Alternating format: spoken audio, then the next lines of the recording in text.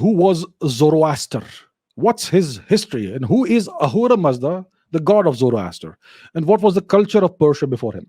So we don't quite know when this person, Zoroaster, lived. He most likely lived about 3,000 or so years ago, roughly, give or take. Yeah. So who was this person? His name was Zarathustra, right? Zarathustra. So in Sanskrit, the word ustra or ushtra means camel. And the word Zarath most likely means either yellow or old. So Zarathustra either means yellow camel or old camel. Yeah, in Sanskrit. And Sanskrit was the language of ancient Persia. The old Persian language was like an upper branch dialect of Sanskrit. That's how it was.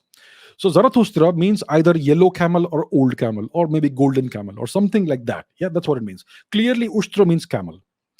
So that's who he was. And now he came up with this religion. He said the great god Ahura Mazda. Uh, I don't know. He came to me in my dream or what. I don't know what the exact foundational myth is, but he was the first prophet and the first originator of a revealed religion, which is now called Zoroastrianism. The and that was adopted by the Persian Empire, the Achaemenid Empire, the Hakshamanish Empire, and this cult, this religion, Zoroastrianism, became the state religion of Persia. So that's what it is. We don't know exactly when he lived. It's kind of lost in the mists of history. It is believed that he was born in Bahalik, in Balkh, which is present day Afghanistan, which is presently in Afghanistan currently. I think that's where he was born. That's where he is believed to have been born, right? And somehow he was able to propagate his belief system, which is an inversion. The Zoroastrian belief system is essentially an inversion of the Vedic religion. So the devas in Vedic traditions, the devas have a positive connotation, and the asuras have a kind of slightly negative connotation. Not all asuras are bad, but asuras are kind of on the opposing side of the devas. So in the Zoroastrian system, the devas become the evil guys, and the asuras or ahuras become the good guys. That's how it is. And the greatest of the ahuras or asuras is Ahura Mazda, the great god, and that's how it is. But what people don't realize is that Zoroastrianism is not a monotheistic belief system. There's a multitude of gods and divinities and all that, right? So it is just as polytheistic as their ancestral religion was, Vedic Hinduism.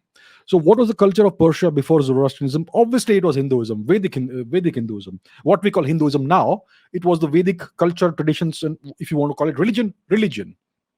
So before Zoroaster, before Zarathustra, the culture of Persia was the same as the culture of India. The Persians are descendants of an ancient Indian clan that was defeated in a great Vedic era battle, the battle of the 10 to 15 or 20 kings. It was more than 10. And one of these defeated clans was the Parshva clan, the Parshu or the Parshva clan, right? And they went westwards. They escaped. All of the clans that were defeated were expelled out of India. They had to escape in order to survive.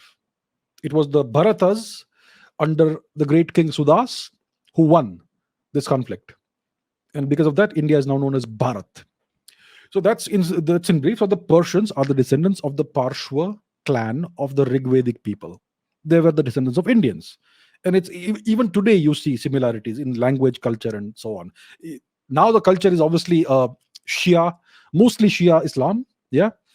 But there are strata of culture that lie below that, and you can see some traces of their original culture deep below.